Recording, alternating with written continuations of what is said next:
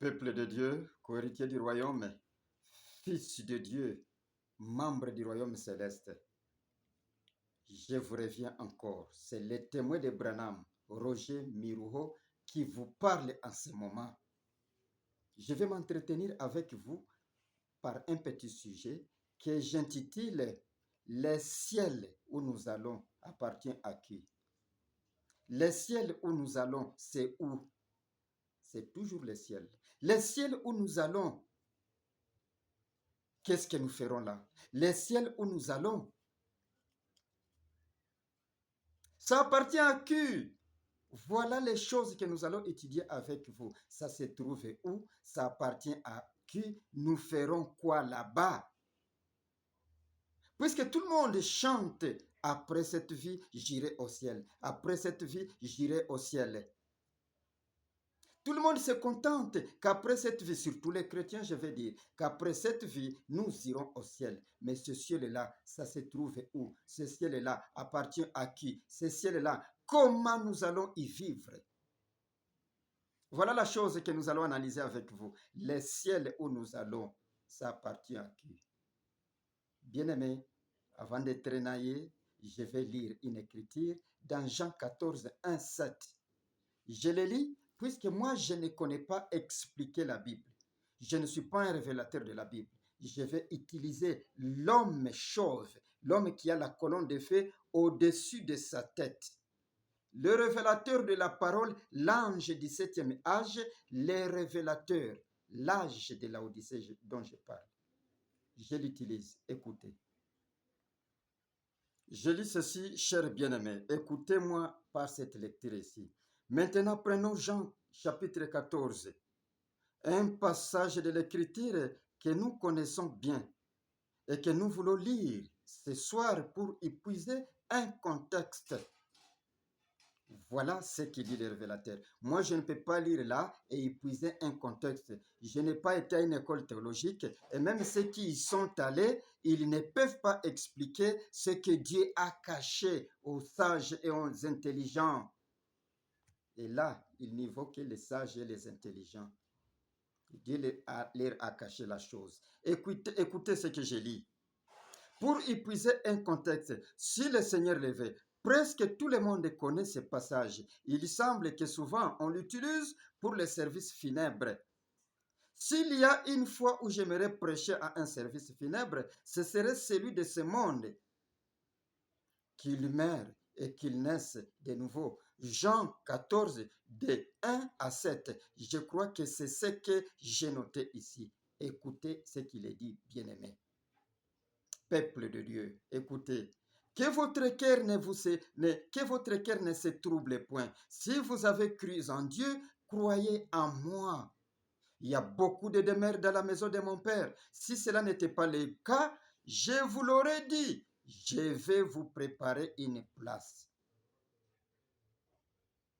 Et lorsque je m'en serai allé et que je vous aurai préparé une place, je reviendrai et je vous prendrai avec moi, en fait que là où je suis, vous y soyez aussi. Vous savez où je vais et vous en savez les chemins. Ça, c'est Jésus-Christ. Ça, c'est une promesse faite aux disciples de Jésus-Christ. Es-tu disciple de Jésus? Si tu es disciple, suivez ce que je vais vous parler à l'intermédiaire de ce que le révélateur nous a montré. Puisque je n'ai pas de révélation. Mais suivez, ne négligez pas la révélation. Écoutez cet homme qui a la colonne de feu sur sa tête. Lui seul, l'ange du 7e âge, l'âge de la Odyssée, qui a la vérité. Tenez oreille. Jésus nous s'adresse aux humains. Je m'en vais vous préparer une place. Pas n'importe quel humain. Il s'adresse à celui qui croira en lui. Je m'en vais vous préparer une place. En fait que là où je suis, vous aussi vous y soyez. C'est là au ciel, non? Après la résurrection, il est monté au ciel avec les saints de l'Ancien Testament. Mais ceux qui sont restés sur terre, en train de suivre ou de croire ce qu'il nous a laissé comme promesse, ils vont où? Est-ce qu'ils vont directement à sa rencontre jusqu'à sa présence? Ils vont où? Je m'en vais vous préparer une place. Est-ce que cette place était déjà préparée sitôt qu'il a quitté la terre? Non, dans le cas contraire, il serait menteur. Il est allé préparer cette place. Cependant, celui qui est mort après son départ, pendant qu'il prépare cette place, celui-là, Dieu, Jésus lui réservait un autre endroit qu'on appelle la sixième dimension. Les révélateurs de la parole l'affirment. Je vais le lire tout simplement. Écoutez. Écoutez, cher révérend, ce que je vais lire ici. Je lis toujours dans les choses qui doivent être. Je lis le paragraphe 22 cette fois-là, prêché le 5 décembre 1965. Maintenant, il dit, quand vous verrez ma vie se terminer, c'est dans un but qu'elle se terminera. Et je m'en vais vous préparer une place, en fait que là où je suis, vous y soyez aussi. Jésus est donc en train de dire à ses disciples que cette vie ne se termine pas à la mort. Ça ne se termine pas. Il y a là où vous allez. Je descends. Toujours les choses qui doivent être. Paragraphe 62. Oh, mais l'autre s'est appelé la maison de mon père. Je m'en vais vous préparer une place. Je vais vous faire sortir de cette maison de pestiférés. Je vais vous amener dans la maison de mon père. Amen. Voilà, c'est ça. Vous faire sortir de cette vieille maison de pestiférés terrestres. Il est allé préparer une place, un lieu parfait où le mal n'existe pas, où la maladie n'existe pas, où la vieillesse n'existe pas, où la mort n'existe pas. Et c'est ce que nous appelons les ciels. Ça se trouve où? Ça appartient à qui? Jésus. Écoutez, et nous voulons révéler Jésus parce qu'il s'est révélé lui-même. Carrément, c'est cela. Et maintenant, après son départ, il est parti. Sa vie s'était terminée sur la terre. Il est parti. Quand il est parti, après son départ, Pierre, Paul, Jean, tous les disciples et tous ceux qui croyaient en lui ont commencé à mourir un à un. Ils sont allés où? Alors que la place n'était pas encore terminée. Écoutez, Dieu a réservé une place qu'on appelle la sixième dimension. Et lui, nous allons voir où il se trouve. Écoutez ce qu'il dit, bien-aimé, dans l'état présent de mon ministère. L'état présent de mon ministère, prêché le 8 septembre 1962. Écoutez ce que Christ nous dit. Je dis bien, le révélateur de la parole, Branham. Ce qu'il dit, je suis croyant de Branham, je suis témoin de Branham. C'est lui qui m'a révélé la Bible. Personne parmi les théologiens ne peut vous dire ces choses. Confiez-vous en Branham et vous réussirez. Écoutez le temps présent de mon ministère, prêché le 8 septembre 1962, je lis le paragraphe 22. Écoutez, il est dit ceci. Et quand un chrétien, je commence maintenant, la cinquième dimension, c'est l'endroit où va les pécheurs. L'incroyant, quand il meurt, la cinquième dimension est en quelque sorte, eh bien, la dimension horrible. Or, cet homme. Et quand un chrétien meurt, il va dans la sixième dimension. C'est-à-dire là, c'est après le départ de Jésus. Puisque les premiers saints qui vécurent dans l'Ancien Testament, ils ont été ressuscités, ils ont été ravis du main du diable pour les amener au ciel, au devant du Dieu Tout-Puissant. Mais après sa mort, après sa promesse qu'il va préparer une place, celui qui mourrait va dans la sixième dimension. Alors vous voyez, les chrétiens, quand ils meurent, ils vont sous l'autel de Dieu, directement dans sa présence de Dieu, sous l'autel, et il est dans les repos, ou dans la sixième dimension. Et c'est là où le Seigneur Branham, le révélateur de la parole, c'est lui qui m'a appelé, c'est lui qui m'a révélé sa parole, c'est lui qui m'a enseigné cette théologie céleste, pas des intelligents et des sages. Il a visité cet endroit. Voilà pourquoi nous prêchons des choses avec preuve. Il y est allé, il a trouvé des bien-aimés dans un état à l'aise et à l'aisement. Je vais le lire. Chers bien-aimés, peuple de Dieu, écoutez comment le révélateur de la parole promise de toute la Bible nous raconte comment il a été à la 6e dimension. Il a vu de bien-aimés. Écoutez une chose. Vous, si vous voulez comprendre beaucoup, lisez en commençant plus haut. C'est dans le 5e sceau, paragraphe 391, paragraphe 391. Vous lirez quelque chose qui va vous intéresser. Je vous invite à lire, à commencer par les paragraphes, toute l'histoire. Moi, je prends une partie tout simplement pour vous montrer qu'il a vu. Il est entré là, il a vu ces gens sous l'autel. Ils les attendent sous l'autel. Écoutez, j'ai dit, quand je les ai vus, où je commence par ici. Et cette voix me parlait. Je ne pouvais pas voir la voix, mais bon, elle était juste au-dessus de moi qui me parlait. J'ai dit, eh bien, si je suis décédé, il est entré dans les cieux, la 6e dimension. Si je suis décédé, je vais voir Jésus. J'ai dit, il était encore toute ma vie, je vais le voir. Et alors il a dit, tu ne peux pas le voir maintenant, il est plus haut. Et pourtant, il est dans la 6e dimension. Ce sont des choses, je vous excite tout simplement. Puisque avec l'audio, on ne peut pas faire plus de beaucoup d'heures, ça va vous fatiguer. Mais je vous excite tout simplement pour que tu comprennes l'histoire. Commence au-dessus, tu verras la chose. C'est intéressant. Bien-aimé, alors il a dit, tu ne peux pas le voir maintenant, il est plus haut. 292. Vous voyez, c'était sous l'autel. Là, vous voyez, les 6e lieu, là où vont les hommes, pas les anges, hein? Là où vont les hommes. Vous voyez, pas les 7e. Là où Dieu se trouve, la 7e dimension. Mais ici, c'est la 6e. Ils étaient tous là, ils paraissaient devant moi et j'ai dit, il semblait y avoir littéralement des millions.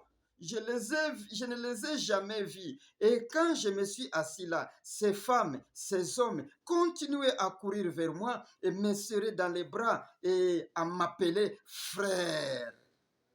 J'ai resté assis là. Et cette voix a dit, tu as été recueilli auprès des tiens, comme Jacob a été recueilli auprès des siens. J'ai dit, tout cela, ce sont les miens. Est-ce qu'ils sont tous des Branham? Il a dit non, ce sont ceux qui se sont convertis à Christ grâce à toi. J'ai regardé autour de moi et une très jolie femme est arrivée en courant. Il était où? Dans la 6e dimension, le 6e lieu, là où vont les hommes. Et Dieu se trouve où? Dieu est au-dessus à la 7e dimension. C'est-à-dire, depuis le départ de Jésus, jusqu'à ce que Jésus revienne pour nous prendre maintenant. Et Paul a dit, nous qui sommes vivants, nous ne devancerons pas ceux qui sont morts. Nous serons, ils vont ressusciter en un clin d'œil et tous ensemble, nous monterons à la rencontre du Seigneur. Là, il viendra nous prendre pour que là où il est, nous aussi, nous y soyons. Cela peut avoir des sens, bien-aimés. Cette parole-là peut avoir des sens. Il y a un lien spirituel et il y a un lien réel naturel. Quand il revient pour la seconde fois, pour nous prendre. Et ceux qui sont là, entendant à la 6e dimension, et nous qui sommes sur terre, nous tous, nous nous présenterons devant Dieu, Jésus qui descend, devant l'Éternel. Et voilà, à cause de cela, il quitte cette 6e dimension pour être avec Dieu là où il est, là où il nous a déjà préparés. Voilà la chose intéressante.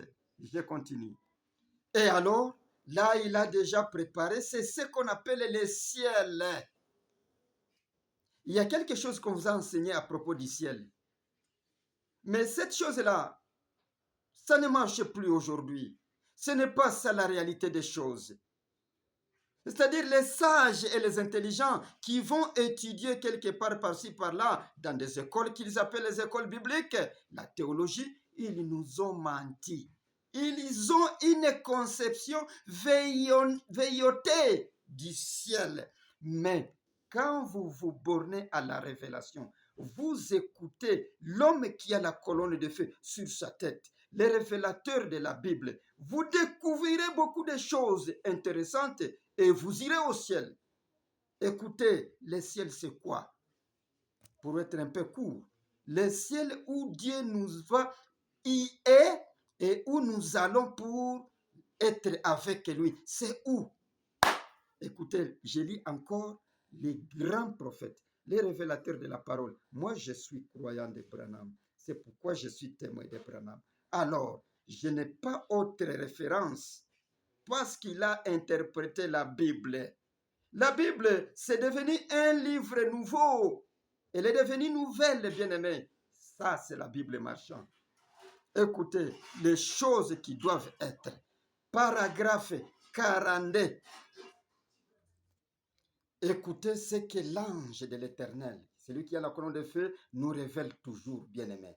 Je lis le paragraphe 409 du 5e sceau. Il a dit, et là nous parlons comment Jésus descend pour nous prendre. En fait, que là où il est, nous aussi, nous puissions y être. Nous, croyants de cet homme fort, Jésus. Mais moi, je le crois dans un autre nom. Les noms nouveaux. Écoutez, il y a ceci, bien-aimé. Il a dit, alors quand Jésus viendra et qu'il t'aura jugé. Jugé qui? Jugé l'homme qui est au 6e lieu, qui raconte les bien-aimés qui sont là. Branham. Et qu'il t'aura jugé pour ton ministère. Alors nous retournerons sur la terre et nous reprendrons des corps. Retourner sur la terre pour reprendre des corps.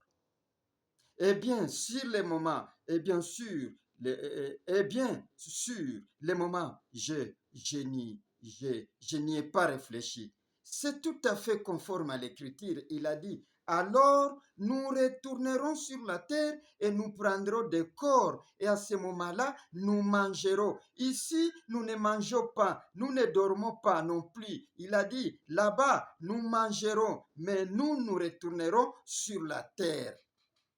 Je me suis dit, oh, comme c'est merveilleux, oh là là, et moi, j'ai peur de ça, j'ai peur de la mort. Pourquoi est-ce que j'avais peur de mourir alors qu'on aboutit à ceci? Mais ceci, c'est la perfection. C'est perfection sur perfection, c'est perfection. Oh, c'est merveilleux. C'est merveilleux, bien-aimé. Où c'est? À la 6e dimension. Et ce n'est pas encore en présence de Dieu. Quand sera-t-il maintenant quand nous serons en présence de Dieu? Ce sera perfection sur... C'est sublime. Ce sera sublime. Écoutez, 411. Vous voyez, nous étions sous l'autel. Vous voyez, c'était cela. Vous voyez, juste sous l'autel, en train d'attendre sa venue. Vous voyez, qu'il aille chercher ceux qui dormaient dans le corps, qui dormaient dans la poussière, pour que nous ressuscitions, et il viendra nous ressusciter. Alléluia. Ce sont de bonnes choses. Et le Seigneur Branham était dit, le révélateur de la parole, il dit ceci. C'est parfaitement biblique, cette vision. L'été où ce que j'ai eu là, c'était parfaitement biblique. C'est-à-dire, vous n'avez pas m'en dissuadé. C'est parfaitement biblique. Il l'a dit et il le martèle. Alléluia. Jésus revient, ceux qui sont là descendent sur la terre, revêtir les corps, et là ils commencent à manger. Est-ce qu'ils mangeront pour mourir? Est-ce qu'ils mangeront pour vieillir? Non, non, écoutez, le révélateur va nous dire des choses. Bien aimé, ça intéresse. Voilà pourquoi je voulais partager ça avec vous. Ça intéresse. Écoutez, écoutez, analysons d'abord les ciels. Puisque Jésus, quand il revient, il nous amène là où il est. Et là où il est, en présence de lui, nous serons, c'est au ciel. C'est comme ça, c'est notre souci d'être en présence de Jésus, d'être en présence de Dieu, puisqu'il revient nous prendre. Là où je suis, vous aussi vous y soyez. Analysons les ciels. Les ciels, c'est quoi? J'ai lu le paragraphe 42. Les choses qui doivent être, c'est la prédication du grand maître, le révélateur de la parole. Je vous dis que je n'ai pas de message. Je cite tout simplement. Écoutez, je pense que le ciel soit un lieu tel que je ne pense pas que le ciel soit un lieu tel que maman me le décrivait. Sa mère savait qu'il y avait un ciel et il avait la façon de le décrire. Je crois que l'Église a dépassé ce stade-là de penser. Avant qu'il y ait 100 ou 200 ans, il me semble que les gens d'autrefois pensaient que tous ceux qui mouraient allaient au ciel, qu'ils avaient une harpe et qu'ils essayaient et qu'ils s'asseyaient là-haut sur les nuages et qu'ils jouaient de la harpe. Bon, ils savaient qu'il existait un lien appelé le ciel. Mais, et s'il en était ainsi, tous les musiciens auraient de l'avantage sur nous. Voyez-vous? Et là, je pense que vous comprenez pourquoi les musiciens auraient de l'avantage sur nous. Puisqu'eux ont un don. Leur don là, c'est de bien manier la guitare. Alors Dieu les aimerait plus que nous. Voilà la chose. Tous les musiciens auraient un avantage sur nous. Voyez, mais nous, mais ce n'est pas un lien comme ça. Le ciel où vous prétendez aller, ce n'est pas un lieu comme ça. Il ne s'agit pas de jouer de la harpe, pas du tout. Je ne crois pas que la Bible enseigne cela. Voilà, le révélateur descend. Écoutez, je descends avec lui. Mais c'est une conception qu'ils avaient avant la plénitude de la parole, la voix avant que la plénitude de la parole voie le jour où l'ouverture de cette sceau qui nous a été promise pour cet âge-ci et grâce à laquelle nous comprenons maintenant. C'est-à-dire, avant l'ouverture de la plénitude de la parole, avant l'ouverture des sceaux, c'est les dénominationnels et ils ont encore cette conception veillotée aujourd'hui, croyant que le ciel, nous chanterons Hosiana tout simplement, nous jouerons de la harpe, nous serons là en train de chanter pour notre Dieu. Ça, c'est une conception veillotée, une conception d'avant l'ouverture de cette sceau. Vous qui avez cru que nous avons eu l'ouverture des sceaux par les révélateurs Branham, écoutez la chose. Et vous qui ne croyez pas de cette sorte-là, mais tenez quand même oreille, il y a quelque chose que vous allez bénéficier. Suivez, bien-aimés. Ça, le ciel comme cela, où on gratte de la harpe tout simplement, on joue à la guitare, c'est une conception d'avant périmée et qui n'existait même pas. C'était une conception. Écoutez, je crois que le ciel est un lieu réel. Au même titre que ceci, un lieu réel. Voyez, le ciel, un lieu réel. Au même titre que la réalité que vous vivez. Vous voyez, car Dieu nous a fait commencer notre connaissance, notre croissance spirituelle dans ces lieux ici. Et je crois que le ciel est un lieu tout aussi réel que celui-ci. Un lieu où nous n'allons pas rester assis là pour l'éternité. Non, Non, bien-aimé, ce n'est pas un lieu où vous êtes là assis à l'aise, à l'aisement. Quand on vous dit, frère, vous irez au ciel, oui, je vais mourir pour aller me reposer. Je vais mourir pour aller s'asseoir auprès de Dieu et je le contemplerai pendant 1000 ans. Ce n'est pas ça. Suivez le révélateur de la parole. Il nous apprend. Voulez-vous apprendre? Écoutez, je lis. Et je crois que le ciel est un lieu tout aussi réel que celui-ci, un lieu où nous n'allons pas rester assis là pour l'éternité, rester simplement assis là sur un nuage. Ça, non. Nous n'allons pas gratter notre harpe pendant tout le temps. Alors, ça ne veut pas dire qu'on ne gratte pas. S'il dit, nous n'allons pas gratter pendant tout le temps, c'est-à-dire on grattera peut-être. Nous n'allons pas gratter notre harpe pendant tout le temps, désormais pour toujours, mais nous allons dans un lieu réel, nous ferons des choses où nous vivrons. Nous allons dans un lieu réel où nous ferons des choses, où nous vivrons. Nous travaillerons, nous nous réjouirons, nous vivrons. Nous allons vers la vie, vers une vie éternelle réelle. Bien-aimés, dans cette vie éternelle-là, ce ne sont pas des paresseux qui y vont. Nous allons vers une vie réelle, nous allons travailler, nous vivrons, nous mènerons une vie meilleure, sublime, plus que celle-ci. Nous vivrons, nous allons vers la vie, vers une vie éternelle réelle. Nous allons vers un ciel, un paradis. Tout comme Adam et Ève travaillaient, vivaient, mangeaient, se réjouissaient dans le jardin d'Éden avant l'arrivée du péché. Voilà la chose.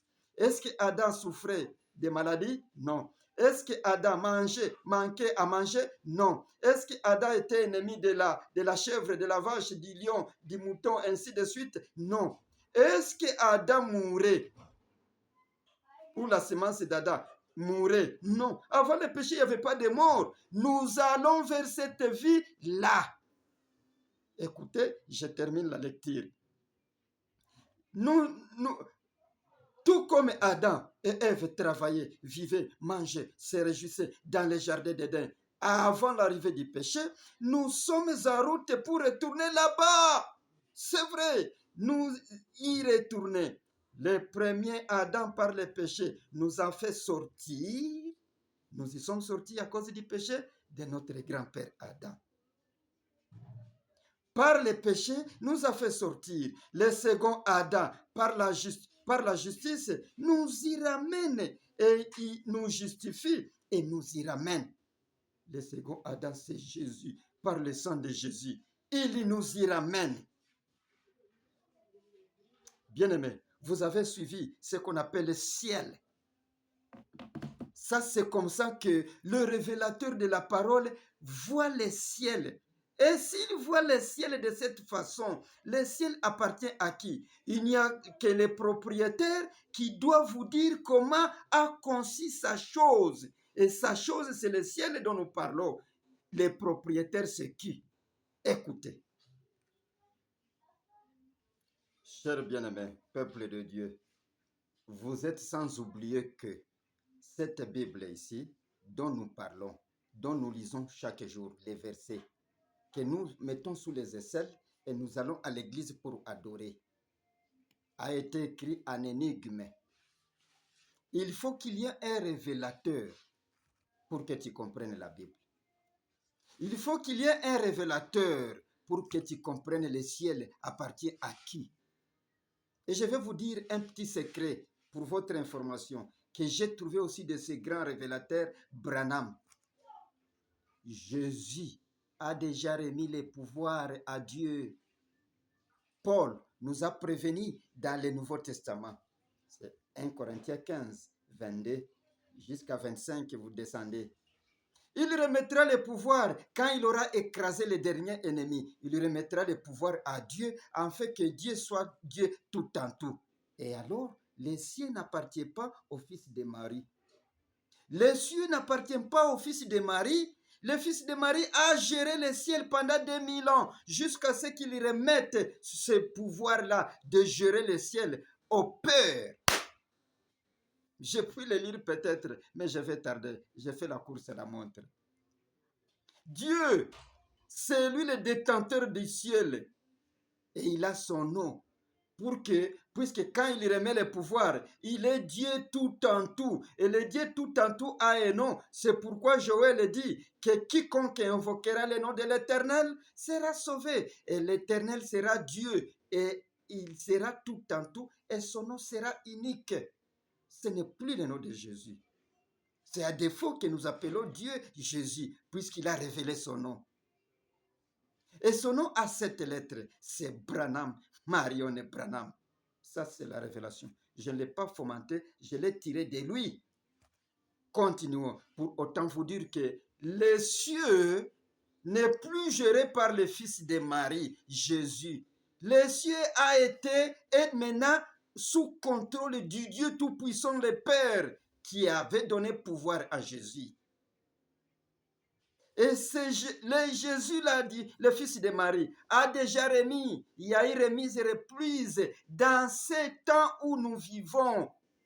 Pour votre information, je vous conscientise, puisque cet évangile, c'est un évangile qui conscientise pour un changement intervenu dans les domaines de la croyance, dans les domaines des religions. Suivez, le ciel appartient à qui? Je lis quelque chose ici. Je lis les révélateurs. Je suis Branham. Je suis témoin de Branham. Écoutez ceci. Je lis se tenir à la brèche, paragraphe 136. 136, prêché le 23 juin 1963. Je lis ceci. Écoutez, bien-aimés. Je commence à 136. Non. C'est 138 ici. Je ne vais pas être long. Ici, c'est 138. Voici donc ce qu'il disait. C'était une prophétie. Dans l'église de notre Seigneur, le grand révélateur, il dit ceci. Vous êtes croyant de Branham, je pense. Vous êtes témoin de Branham aussi. Il dit ceci. Puisque tu as choisi les chemins étroits, les chemins plus difficiles dans lesquels tu marches selon ton choix, qui? L'homme qui a la colonne de feu. Maintenant, je comprends cela. Moïse aussi a dû faire son choix. Voyez, qui a pris la voie exacte et correcte, la décision correcte, c'est ma voix. Je pense que tu me suis et tu comprends ce que dit le Seigneur. Ma voix est soulignée, c'est le Saint-Esprit qui parle là. À cause de cette importante décision, une grande portion du ciel t'attend. Une grande portion du ciel t'attend. Attends qui? Branham. À cause de cette décision, une grande portion du ciel t'attend. Le Saint-Esprit ajoute, quelle glorieuse décision! Quelle glorieuse décision tu as prise! Ceci en soi est ce qui amènera et fera réaliser l'éclatante victoire dans l'amour divin. Bien-aimé, l'éclatante victoire dans l'amour divin, la victoire sans précédent.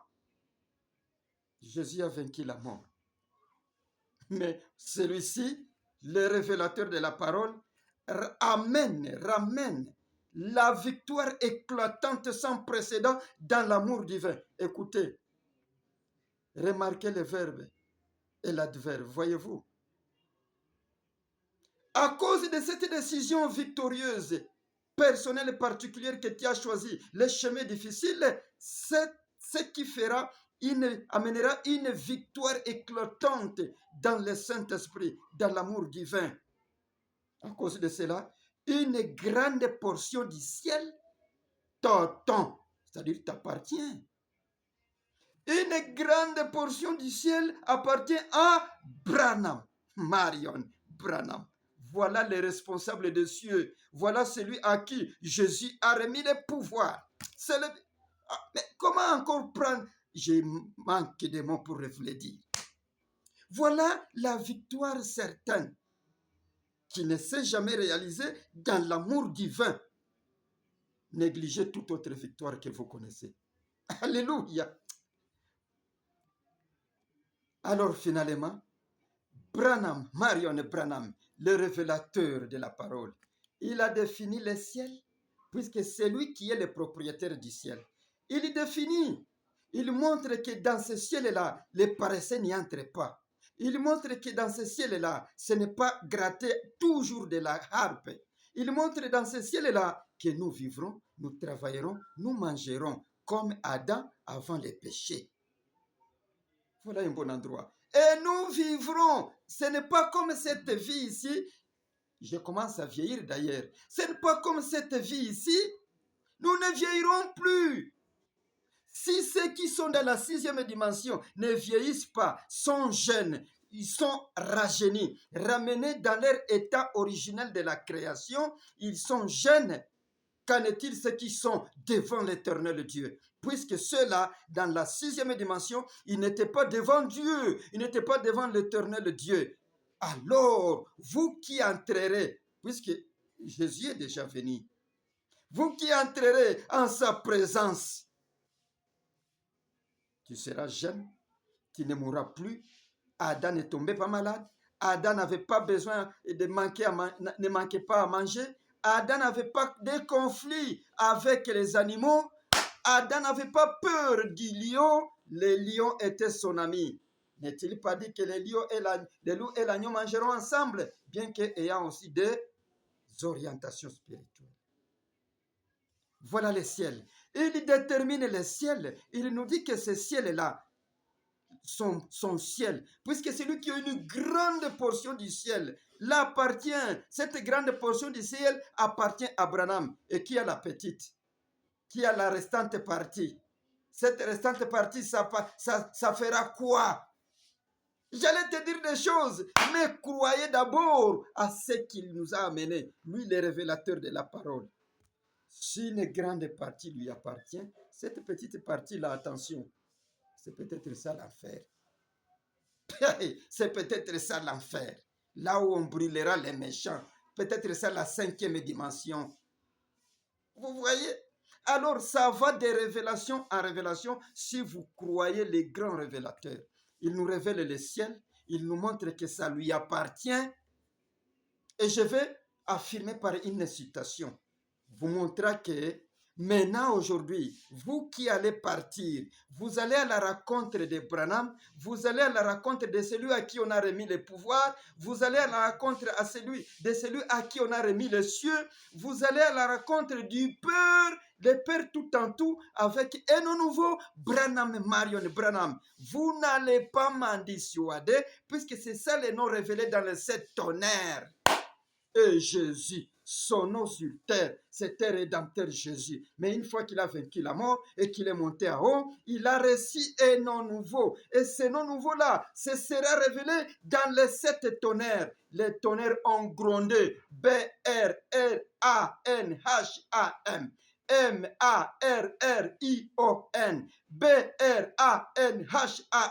Où c'est? À la montagne Branham Peak Catalina. Selon sa propre promesse. Vous n'allez pas m'en dissuader. C'est ça son nom. Le Père a reçu tout son pouvoir parce que Jésus a remis. Paul nous a prévenus. Il a dit il arrivera un temps où Jésus remettra le pouvoir. C'est déjà fait. C'est en ce moment nous vivons. Nous prêchons la révélation. Puisque Dieu s'est révélé. Regarde la colonne de feu au-dessus de sa tête, cette colonne de feu qui conduisit les enfants d'Israël, cette colonne de feu qui descendit sur Jésus sous la forme de la colombe, cette même colonne de feu qui a conduit l'exode, cette même colonne de feu qui conduit le deuxième exode, cette colonne de feu est ici, pointant les lieux, pointant la demeure éternelle, pointant le tabernacle de Dieu avec les hommes. Dieu est au milieu de nous. Nous l'avons salué. Il marchait dans les rues de Kentucky. Il marchait dans les rues de Jeffersonville. Ce n'est plus Galilée. Galilée est devenue Jeffersonville. Galilée est devenue Kentucky. Ce n'est plus Bethléem. Bethléem, c'est Kentucky dans la cabane. Les rouges-gorges chantent. Et les rouges-gorges ne reconnaissent que Jésus, Christ. Ne tirez pas mes oiseaux. N'est-ce pas ce qu'il nous a dit? Sont-ils tes oiseaux? Mes oiseaux, il dit, mes oiseaux. Vous les jeunes, ne tirez pas sur mes oiseaux. Ce sont les oiseaux de qui? Connais-tu la légende du rouge-gorge? Nous en parlerons. Je ferai ça un autre article. Les cieux appartiennent maintenant au Père et le Père est tout en tout avec Enoch qui l'a révélé dans les 7 tonnerres. Carrément, c'est cela. Ne cherchez pas un autre nom, substitut. Il y a plus un autre nom qui va substituer le nom B-R-A-N-H-A-M. M-A-R-I-R-I-O-N. B-R-A-N-H-A-M. C'est comme ça qu'il les a appelés. Et donc, c'est Branham Marion Branham. Jésus a remis les cieux appartiennent à Branham. Et pour le confirmer, je vais te donner quelque chose. Je vais le lire pour terminer. Mais ayez l'esprit de Branham pour entrer là-bas. Ayez le sang de Branham pour entrer là-bas. Prenez le sang. Rangez-vous du côté de ce glorieux être qui nous est venu et vous y entrerez. Ça n'appartient pas à Marie, ça n'appartient pas au Saint, ça n'appartient pas à Bouddha, ce n'est pas même à Mohammed. Pour que tu ailles fléchir devant ces gens, venez, fléchissez devant le Dieu éternel qui a revêtu la chair au milieu de nous et vous y entrerez dans ce ciel-là. Nous l'avons défini avec l'aide de ces grands révélateurs. Mais écoutez la dernière chose. Je lis dans Questions et réponses du 30 août 1964, matin. Je vais lire les paragraphes 6, 7 et 9 tout simplement. Et on termine là. Je vous conscientise à un changement intervenu dans les domaines de la religion, de la croyance. Ce n'est plus dénominationnel. C'est maintenant interdénominationnel. Nous vous invitons tous à voir ce que Dieu fait et ce qu'il fit. Et ce qu'il fait aujourd'hui, c'est ce qui vous sauve. Sans cela, ce ciel-là, vous n'y entrez pas. Écoutez, ce n'est plus le ciel de Jésus, c'est le ciel du Père de Jésus qui se révèle lui-même. Jésus n'a-t-il pas dit que son Père lui-même viendra au temps de la fin? Et s'il revient, n'a-t-il pas dit qu'il chassera le premier serviteur qui se trouvait dans son champ des oliviers pour les donner aux autres serviteurs, les bons serviteurs? Je suis heureux d'être l'un d'entre eux. Puisqu'il m'a appelé, j'ai attendu son appel. Ce n'était pas un rêve, ce n'était pas un songe. Il m'a appelé et je suis venu. Cher bien-aimé, je vous présente Branham. Il a son ciel, une grande portion. Vous qui voulez aller avec Bouddha, avec Mohammed, avec Marie, mère de Jésus, Marie, mère de je ne sais quoi, vous voulez aller avec les saints, vous irez où? Dans cette petite portion restante, l'enfer. Carrément, c'est cela. Avouons-le. Écoutez comment il affirme qu'il a chez lui qui, l'homme qui a la colonne de feu sur sa tête, au-dessus de sa tête plutôt, l'homme aux actes indiscutables, l'homme qui a le pouvoir d'infaillibilité, c'est lui. Il ne peut être que Dieu. C'est lui qui a le pouvoir d'infaillibilité. L'homme qui prononçait la parole et ce qu'il voulait apparaître. Il a créé les écureuils par sa parole. Il a créé l'ours grizzly par sa parole. Il a créé divin par sa parole. Il n'est plus question de prendre quelque chose pour en faire autre chose. Il prononce la parole. Et alors, l'alpha est devenu l'oméga. C'est qui? Voilà l'homme. Dieu dans la chair humaine. Écoutez comment il nous pointe son ciel. Lui seul, sa maison, son pays. Et quel pays? Le ciel. Il a déjà déterminé ça. Écoutez, eh bien, il y a un pays où je serai chez moi. Je m'en irai dans celui-là un de ces jours, mais il faudrait d'abord que je vous aide. Il est venu nous aider, mais il a chez lui un pays. Bien-aimé, pourquoi ceci ne vous intéresse pas? Ce sont des bonnes choses, bien-aimés. Revenez à l'homme qui a la colonne de feu. Quelle que soit votre condition, il va vous recevoir. Vous pouvez avoir abandonné cet homme-là. Vous pouvez l'avoir abandonné au détriment du pain de 100 dollars chez les pentecôtistes. Revenez à lui. Il a chez lui. Jésus a déjà remis les pouvoirs. C'est fait. C'est indiscutable. C'est un fait certain. Écoutez. Je m'en irai dans celui-là un de ces jours, mais il faut d'abord que je vous aide. Voyez, c'est pour ça que je suis ici, c'est pour vous aider. Tant que ce moment-là ne sera pas venu, alors quand je ne pourrai plus vous aider, à ce moment-là, je voudrais rentrer à la maison, un pays chez lui. À ce moment-là, je voudrais rentrer à la maison, je serai réellement à la maison. Mais il existe quelque part un endroit, j'aimerais tellement que je voudrais pas revenir. J'aime tellement que je ne voudrais pas revenir ici. Il est ici pour la raison de nous aider. Mais il a chez lui un pays. Veux-tu aller avec lui? Mais lui, Branham et Marion Branham, il a chez lui un pays où il réside chez lui, le ciel. Il est ici tout simplement sur terre pour nous aider. Et toi, tu ne passeras même pas 100 ans ici sur la terre. Tu vas rencontrer qui? Je vous conscientise de rencontrer l'homme chauve, l'homme qui a la colonne de feu sur sa tête. Il a son pays. Écoutez, je suis ici pour vous aider. À ce moment-là, je voudrais rentrer à la maison. Je serai réellement à la maison. Mais il existe quelque part un endroit que j'aimerais tellement que je ne voudrais pas en revenir. Que je ne voudrais pas en revenir. Par exemple, je quitte Jeffersonville, je m'absente pendant quelques semaines. Je désire revenir. Ça, c'est un exemple qu'il vous donne pour vous montrer comment, si tu as un lieu, même si tu te déplaces, tu vas où, tu vas là, tu vas ici, mais tu reviendras encore dans ce lieu originel, c'est-à-dire le lieu du départ. Lui aussi a un lieu du départ, son pays. Écoutez le camp qu'il expose ici. Je m'absente pendant quelques semaines, je désire revenir. Je vais en Arizona, je trouve ça formidable. Je désire revenir. Je vais ailleurs, je désire revenir. Je vais ici, je vais là. Puis, je pense que je désire venir ici. J'arrive ici, je suis ici seulement quelques jours. Et je vous vois tous. Je désire aller ailleurs. Voyez, mes enfants sont dispersés dans le monde entier. Écoutez, pourquoi il désire aller ailleurs? Pourquoi il va par-ci, par-là, en Arizona, à Jeffersonville, ici, là et là, pour revenir encore sur les lieux où il habite? Pourquoi il fait ces démarches-là? Mes enfants sont partout dans le monde, sont dispersés dans le monde entier. Ce que j'ai engendré en Christ, voilà.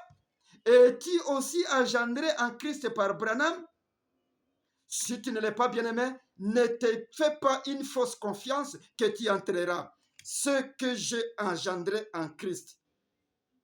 Et ceux-là de la 6e dimension, pour ne pas oublier ces points qui me reviennent en mémoire, à l'esprit plutôt. Ceux-là qui sont dans la 6e, qui étaient dans la 6e dimension, ils ont dit, nous sommes ici parce que nous nous sommes attachés à ce que tu nous prêchais.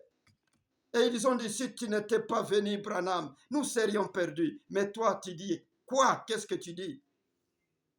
Si Franck n'était pas venu, si Santiago n'était pas venu, si Mohammed n'était pas venu, si Bouddha n'était pas venu, si je ne priais pas la Vierge Marie, si je ne priais pas les saints, tu es perdu. Tu iras dans l'enfer. Les autres dans la 6e dimension qui sont jeunes, qui vivent éternellement et qui reviendront ici sur la terre pour vivre la meilleure vie auprès de Dieu, ils ont dit, nous nous reposons sur vos enseignements. Si tu n'étais pas venu, nous ne serions pas ici. Pourquoi tu te cramponnes sur les mensonges alors que Branham est déjà venu? Et les témoins de Branham vous en parlent et ça va vous atteindre, je pense. Pourquoi vous vous cramponnez sur les mensonges? Branham est déjà venu. Il a révélé la vérité. Abandonne ce faux Dieu. Il vous montrera Jésus. Il vous montrera Dieu. Il vous montrera le ciel. Il a déjà décrit d'ailleurs. Je continue. Je désire les rassembler tous. Un de ces jours, l'objectif est de rassembler ces enfants qu'il a engendrés dans l'évangile. Ceux qui se reposent dans ce qu'il a dit, ceux qui les croient, ceux qui les suivent, ceux qui ont vu la colonne de feu sur sa tête, ceux qui les considèrent, ceux qui lui donnent l'honneur qu'il faut.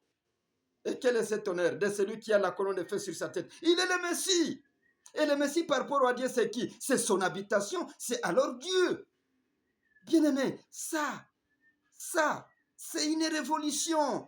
Vous devriez vous révolutionner, accepter le changement qui est intervenu dans les domaines spirituels.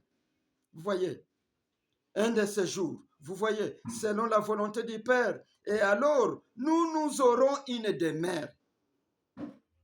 Après les avoir rassemblés, il les pointe la demeure. Là, nous n'aurons plus à errer. Voyez, je suis fatigué de vagabonder et de n'avoir aucun endroit où rester ici sur la terre. Carrément bien-aimé, l'homme est chauve, Branham. Non, ne blaguez pas. Vous devriez tenir oreille pour l'écouter. Mes enfants sont dispersés par-ci, par-là. Je suis ici pour vous aider. Je les rassemble. Ceux que j'ai engendrés en Christ, ceux qui se reposent sur mon enseignement, je les rassemble pour leur montrer un pays, pour leur montrer notre demeure, là où nous irons. Le ciel où nous vivrons. Le ciel où nous jouirons de la vie éternelle cette fois-là. Pas de maladie, pas de disputes, pas de conflits avec les animaux, de peur que je peux de passer dans une forêt parce que le lion est là et il est en train de rugir. À ce moment-là, le rugissement des lions sera un shadow pour moi, les témoins de Branham. Je me repose là-dessus. Je me repose sur ce qu'il a dit. L'homme est chauve. Je me repose en son nom, puisque quiconque invoquera le nom de l'Éternel, c'est celui-là qui sera sauvé. C'est pas celui qui a vu la divinité, puisque le diable aussi reconnaît la divinité. Il a reconnu la divinité en Jésus, et il est venu d'ailleurs, Dieu l'a appelé, il est venu, il a cru, il est allé jusqu'à prêcher l'évangile, mais il n'était pas sauvé. Il a reconnu la divinité aujourd'hui et a crié William Branham. Branham dit, le diable voit les dons de Dieu. Et les dons de Dieu que nous avons eu au temps de la fin, c'est Dieu seul. Il faut se cacher en son nom. Et son nom, je vous ai dit, vous n'avez pas autre choix. Le nom est celui qui est révélé dans les 7 tonnerres. C'est toujours épelé en 3. Les 3 mots nobles qui sont supérieurs au nom de Jésus, les 3 mots nobles qui viennent prendre place, les 3 mots nobles qui reçoivent le pouvoir, les 3 mots nobles à qui Jésus dépose le pouvoir. Branham, Marion et Branham, dans les cas contraires, je vous assure, bien-aimés, je me suis poumonné pour vous conscientiser, pour vous montrer un lieu où nous irons, un lieu d'habitation, une demeure. Il nous rassemble partout au monde. Les enfants qui sont dispersés, ceux qui se reposent sur la doctrine de Branham, ceux qui se reposent sur la révélation, ceux qui se reposent sur la colonne de feu qui est venue aujourd'hui, ceux qui se reposent sur la présence de la colonne de feu au-dessus de sa tête, considérera que c'est lui le Messie, ceux qui se reposent sur son enseignement. La Bible dit, et quand je parle de la Bible, c'est l'homme. Il dit, ceux qui recevront ces prophètes en qualité, en son propre nom, ils auront la récompense du prophète. Et Branham interprète et dit, qu'est-ce que pensez-vous de la récompense du prophète? C'est être un ami du prophète. C'est-à-dire être un ami du Messie qui a la colonne de feu. Et tous ceux qui t'ont aimé, et ceux que tu as aimés, je leur donne la vie éternelle. C'est ce qu'il a dit. C'est-à-dire, amis du prophète, vous avez la vie éternelle. Mais ceux qui l'écouteront, ceux qui les prêteront oreille, ceux qui suivront pas à pas son avancement, jusqu'à la révélation de 7 tonnerres, jusqu'à connaître son nom, ils seront incorporés dans l'épouse de Christ. C'est là. Qui est l'épouse de Christ? L'épouse de Christ, ce sont les fils de Dieu qui se sont manifestés au temps de la fin et qui portent le nom de l'Éternel. La Bible ne dit-elle pas que Dieu, au dernier jour, il choisit parmi les nations un peuple qui porte son nom? Pourquoi ne veux-tu pas être parmi ces peuples-là? Écoutez tout simplement l'homme chauve. Écoutez pas à pas. Ne divaguez pas et ne tergiversez pas. Ne ramassez pas ceci et jetez cela. Au dernier jour, Dieu s'est choisi un peuple qui porte son nom. Et ce peuple-là, c'est ceux qui entreront dans ce ciel-là, le ciel d'Abraham. Que le Très-Haut vous bénisse, qu'il vous comble de bénédictions. Vous qui allez tenir oreille à ce petit audio ou cette vidéo pour écouter ce que Branham a dit. Ce ne sont pas mes paroles. Je ne faisais que citer les révélateurs de la parole. Je suis le témoin de Branham. J'aime Branham. Je suis témoin de Branham. Je crois Branham. Veut-il être aussi? Nous avons notre ciel. Que l'Éternel vous bénisse. Shalom.